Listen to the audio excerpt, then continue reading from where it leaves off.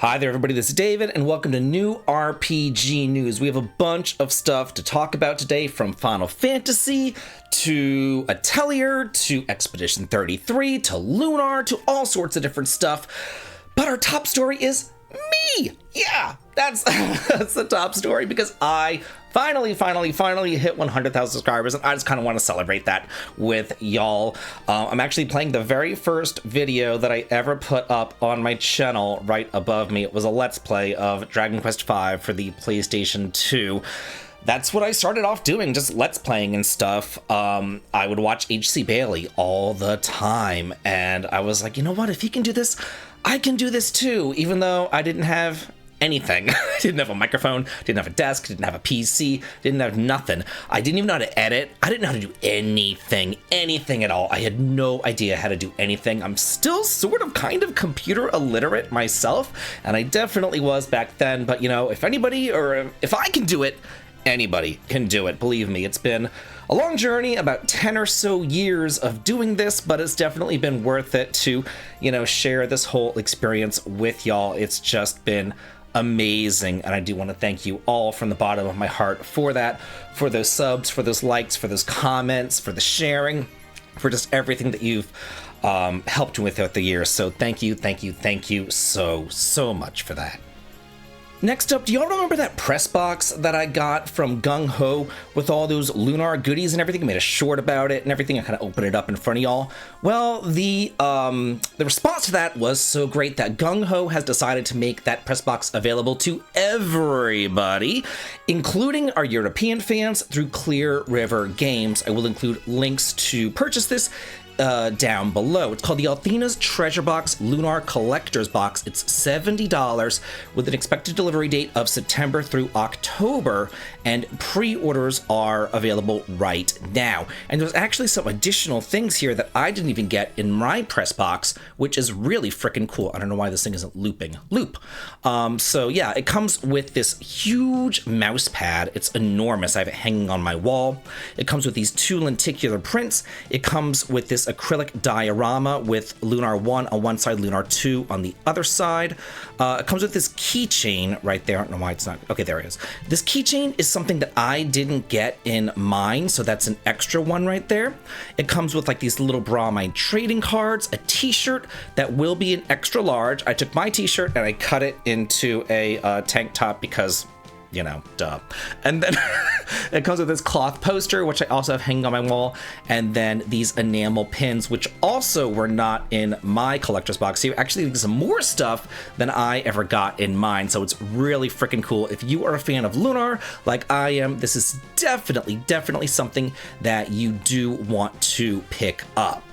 Also, over here on Amazon, if you haven't gotten your hands on the Lunar Remastered Collection, it is still available in stock, and you can order it. I know a lot of people have been, you know, trying to get a hold of this game. It's been hard for them to get a hold of it, but it is here in stock. If you would like to grab it, I will include links below for purchase. Same thing here for Expedition 33. I have been putting on community posts and tweets and things like that, trying to get everybody aware that physical editions are available on Amazon. If you are still trying to grab Expedition 33, it is available right now. It looks like all the supply issues have been handled for that. And this is new.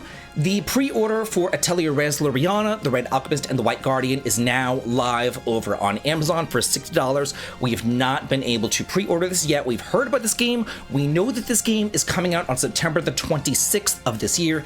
It is the latest game in the Atelier series. It looks like we're getting like a yearly Atelier, kind of like we're getting a yearly Yakuza and a yearly Persona. Looks like Atelier is another annual franchise, which is really freaking neat. This is kind of like Atelier Dream Team, Atelier fan service. It's, you know, a newer arc, not taking place in the Yumiya arc or anything else like that. It's completely different. This is not a mobile game. This is a console game, but other characters from previous Atelier games kind of appear in this one, so that is really freaking neat. So if you love Atelier like I do, then you're going to want to go ahead and pre-order this one as well. And this artwork, art not final. I was going to say there's no way that that's the artwork right there. Now we have some more Final Fantasy Tactics remake news.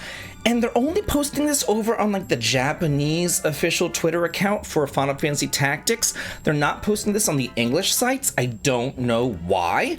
Maybe because, you know, the video isn't translated into English or something. I don't really get it. Like, you might as well just post it, you know, both places just so we know what's going on.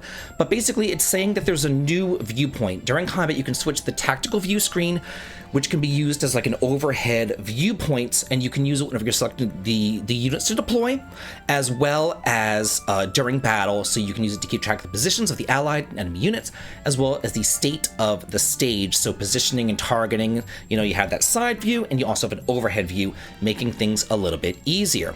Also on their Twitter, it says that before the battle begins, you can place your units on the stage while checking the terrain.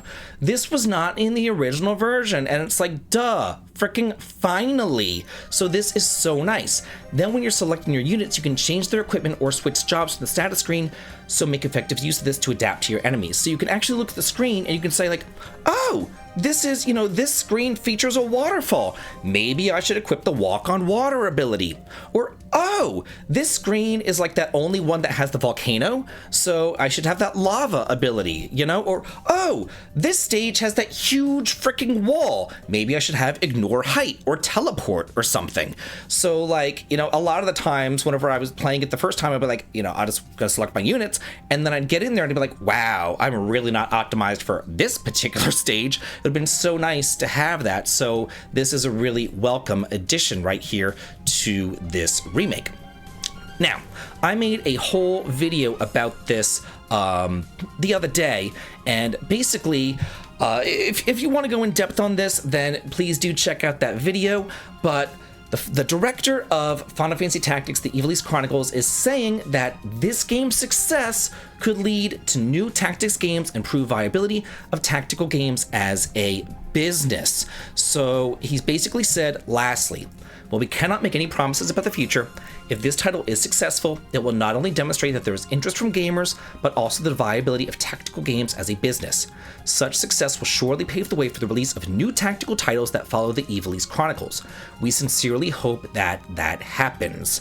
So he's basically saying, hey y'all, Square doesn't really believe in the tactical genre. We need to prove them wrong. If you want more Final Fantasy Tactics, then we need to see, you know, the success of this. So we shall see how this goes. I know a lot of people are saying, you know, oh, it doesn't include War of the Lions, or it doesn't include this, that, and the other, and, you know, they're on no buy and all this kind of stuff. But, you know, if you want a sequel to this like I do, or if you want to see ports or collections of Tactics Advance and Advance 2 or something like that, maybe a prequel going on about the events before the War of the Lions, you know, we gotta support this game. We just have to. This is the first time in almost 20-something years, I think 18 years. It's been 18 years since the PSP remake came out. The first time in 18 years that Square Enix has even looked Final Fantasy Tactics' way, has even deigned to acknowledge its existence. So we have to support that. Like, we can't just be like, oh, you're finally, you know, acknowledging its existence? Nope, don't want it, no. You know, like, come on. It's the same thing with Breath of Fire. Whenever Capcom came out with Breath of Fire 4, and they went ahead and they put that on Good Old Games. And I saw so many people in the comments being like, oh, I can just emulate this, you know? And it's just like, what is going through your heads, people? This is the, like, Breath of Fire 4 came out in 2000. 2000. This is the first time in 25 years that Capcom has deigned to acknowledge Breath of Fire's existence, and then how do you repay them? No, don't want it. It's like, what? I don't get it. I don't get the thought process. All I'm saying is, if you like classical RPGs, and I know that you do, because otherwise why are you watching this channel? I love retro RPGs. I love this kind of stuff. Then, you know, you have to support the companies. You just have to. It is what it is. I also made a whole video on this particular article, which is really exciting. I think this is fantastic. Fantastic news. When asked for another turn-based Final Fantasy in the wake of Clair Obscur Expedition 33's success, Square Enix says that turn-based RPGs are its origin and its future. So basically there was a shareholders meeting, and one inevitable talking point was the smash hit success of JRPG love letter Clair Obscur Expedition 33. And they went ahead and they said, well, the JRPG is visually quite modern. The gameplay takes inspiration from older Final Fantasy titles, among others, in going for turn-based gameplay. That stands in stark contrast to Final Fantasy 16, which reportedly leans further into real-time action than other Final Fantasy games, and didn't quite hit the sales target that Square Enix likely hoped for. So basically they're saying, turn-based worked well for Clair Obscur Expedition 33, so they're saying, can we get new Final Fantasy and Dragon Quest games to be turn-based? They're asking specifically for new Final Fantasy and new Dragon Quest to be turn-based. Their response: while Square Enix gives little away in their response, the developers does reportedly say that it is well aware of Clair Obscur Expedition 33 and have used turn-based RPGs as the origin of Square Enix. The developer also says that the humble turn-based RPG is still one that it values and plans to deliver upon in the future. So they're not saying, yeah, this is, of course we're going to make another Final Fantasy game that's turn-based. They're not saying that. They're saying that we do like turn-based RPGs, we still make turn-based RPGs, and they will continue to make turn-based RPGs. However, they are seeing the success of a ton of turn-based RPGs, such as Persona 5, Expedition 33, Yakuza Like a Dragon, Infinite Wealth, Metaphor, Dragon Quest III HD 2D, which was their top-selling frickin' console game that exceeded expectations, a remake of an NES game. Yeah, I mean, if that doesn't tell you what is going on in gaming, then I don't know what else will. Whenever an NES game that came out in 1989 is doing better than, all these like highfalutin, AAA billion-dollar budget games, people just want the basics. And I think that's, I've talked about this before, how Square Enix, they know that back to the basics works. I think that they're finally understanding that, they're finally realizing that people just want back to the basics. Every time that they try to do something that's just like so out there, so out the window, people are like, what is going on? But when they do something that's back to the basics, then everybody loves it.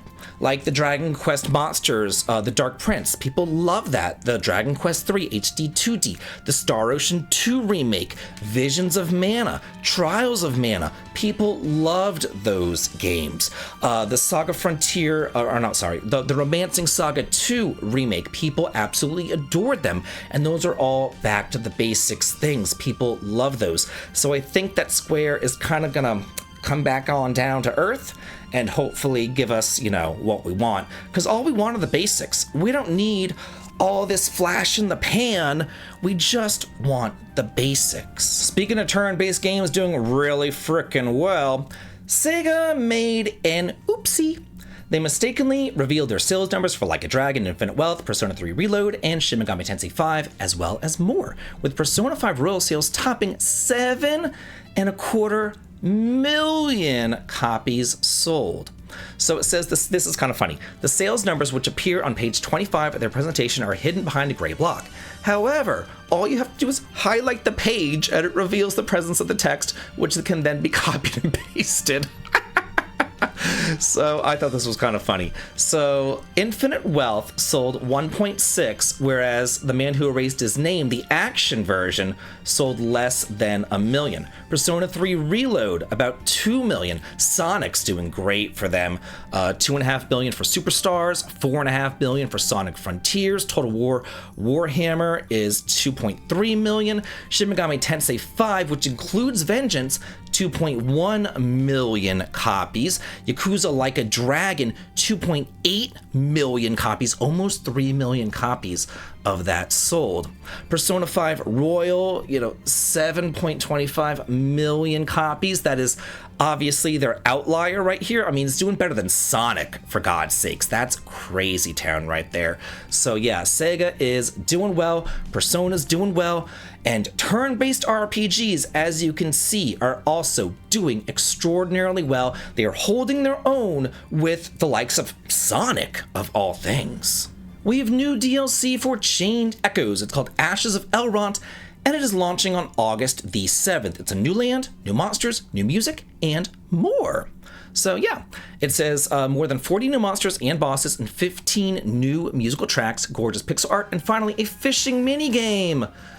Woo! I'm sorry, I'm not a fan of fishing minigames. I feel like that's the biggest waste of time known to man. But, you know, for those of you who love fishing minigames, hey, more power to you. So it says, Advent of Elrond takes players to a new land away from Vandalise.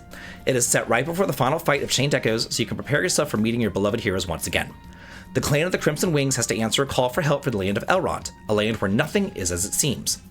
Fans will learn more about the story of Vandalise and also get a deeper look at the characters and their motivations. And while the White Wolf, also somewhat really special within the history... Wait, what? And with the White Wolf, also someone really special within the history of Vandalise will join the cast. Okay, so it looks like we're getting the White Wolf to join the cast and someone really special. So also joining the cast, so new freaking party members too. Chained Echoes, fantastic indie game. One of the best ones I've ever played. Oceanhorn Chronos Dungeon is available for the iOS and Android, and it launches on June the 27th for the PC. This is a pixel art dungeon crawler set in the Oceanhorn universe.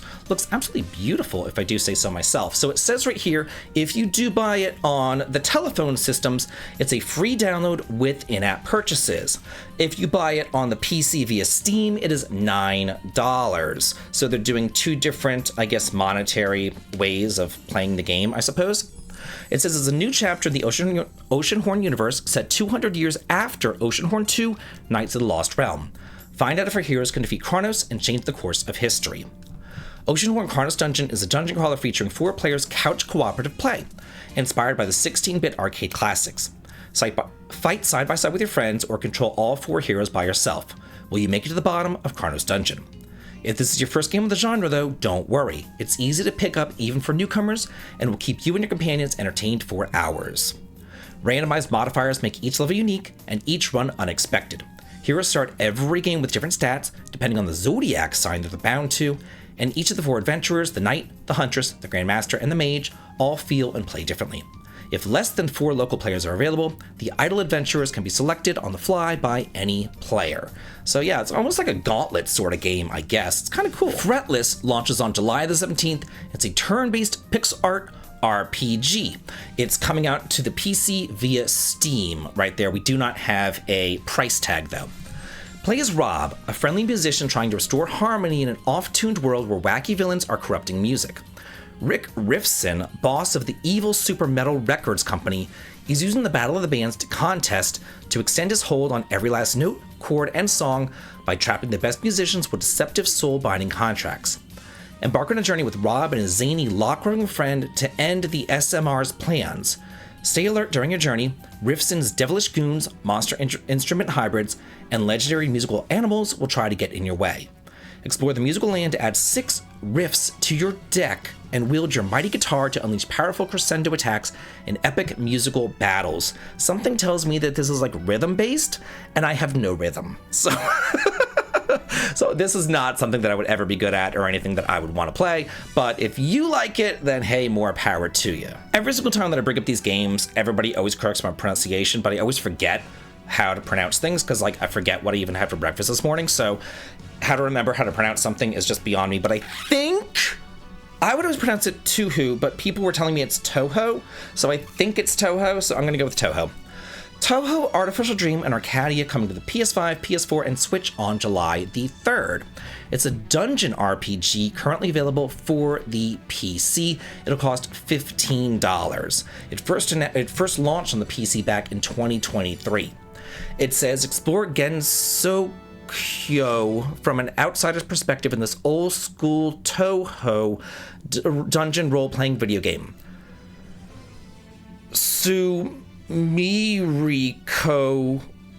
Usami is not a normal high schooler at all. She is so abnormal that even the fancy land of Gensokyo considers her anomaly. Truth is, she can visit Gensokyo in her dreams. Toho Artificial Dream in Arcadia is a first-person dungeon crawler where the player Sumigreko has to navigate tricky mazes and capture a party of the strongest Toho characters to assist them in turn-based battles. go all over Gensukyo and beyond to solve an incident which seemed a little too convenient for, oh my god, for Sumikriko, seeing as she's the only person in Gensokyo who was a tool to control this infestation of clones, her newly bought smartphone. Oh my god, I'm never going to talk about this crap again. Oh my god, that was a nightmare. Arc System Works Dracom and Super Niche announced racing speedrunning simulation RPG called Demon Knight Fever, due out sometime next year. Platforms were not yet announced. The concept of this game is to embrace being evil. Wow. This game lets you wildly enjoy all sorts of wickedness. There is a game I made in the past which I'm going to overcome with this game. Now, I will tell you the genre of this game, which is very, very, very long. Are you ready? This is the weirdest press release I've ever read in my entire life.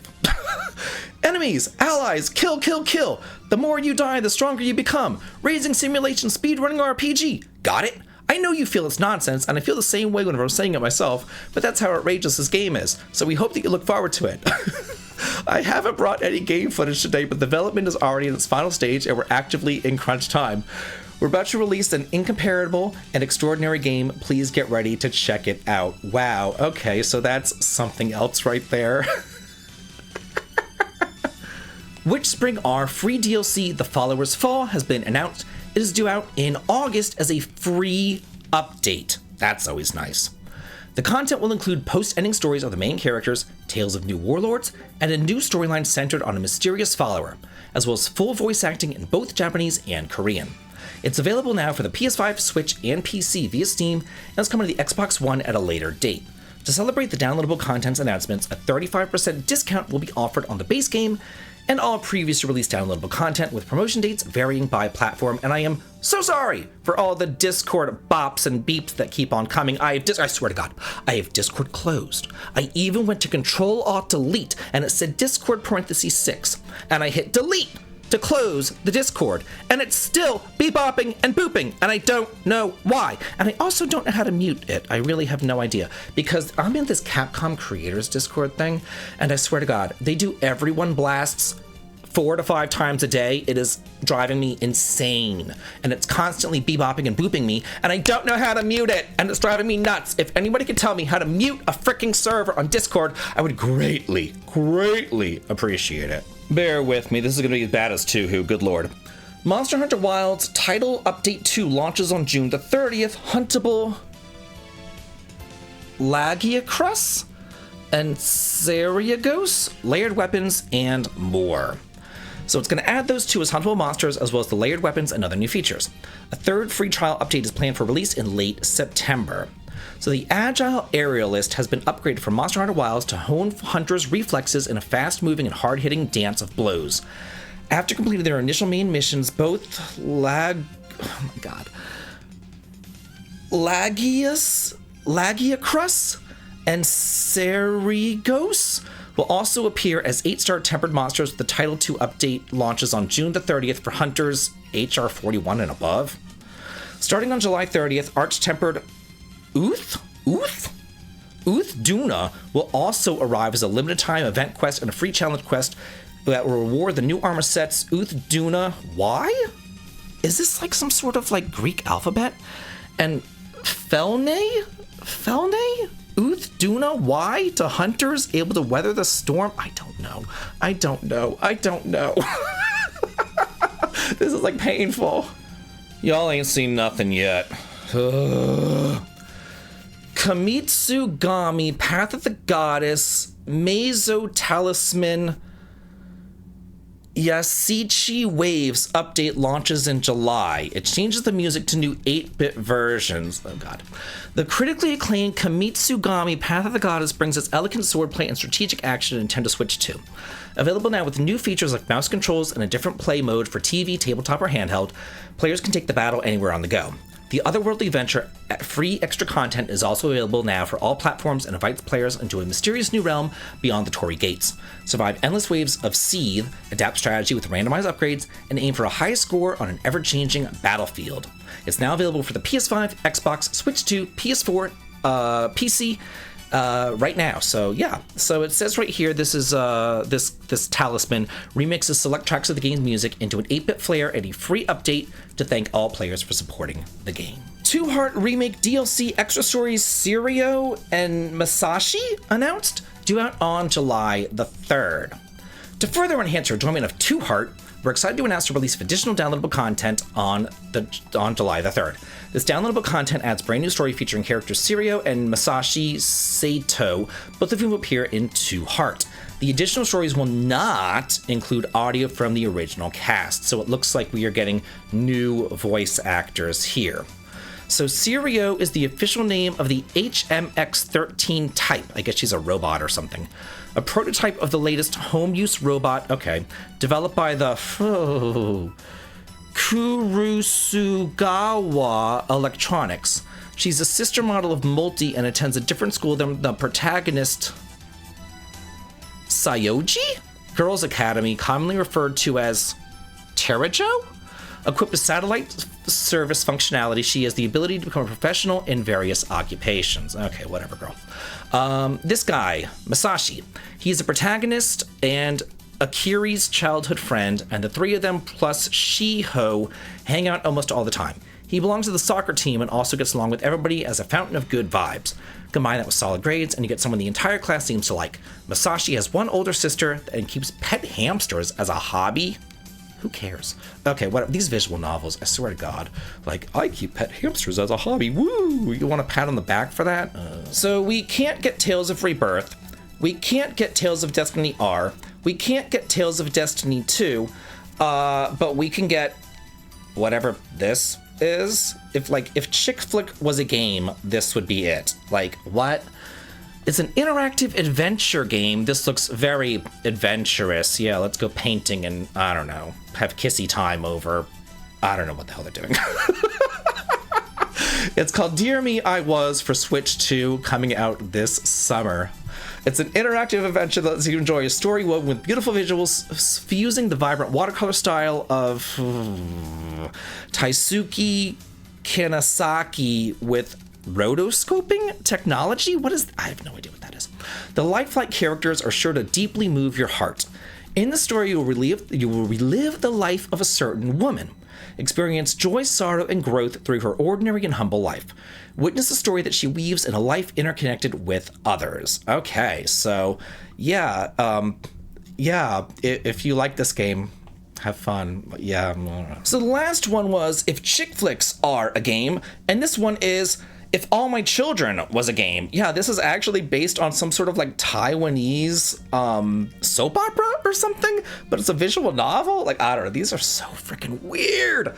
Visual novel R.E. Burn the Bonfire of Taiwan, and as for the PS5, Xbox, PS4, Switch, and PC, it is an interactive reimagining of a popular Taiwanese soap opera. Okay. A classic drama is reborn in anime style. Step into an interactive reimagining of popular Taiwanese soap opera The Bonfire of Taiwan, fully licensed and ready to set the stage for a new generation of fans. This puts you in control of the narrative, allowing you to guide the beloved characters into endings from the original show, complete with unlockable live-action clips of iconic scenes, or make choices that lead to the unique game-exclusive outcomes. With each chapter, you can choose to play from multiple perspectives and navigate the city map. Confront boss characters through direct combat or a war of words. Use items like DNA tests and divorce agreements to state your case, rely on other characters' unique support skills, leverage property deeds, and more as the conflict between the rival families heat up. Of course, romance is a key element in any great drama, so manage your relationships carefully, going on dates, and making key decisions to get your characters together or break them up.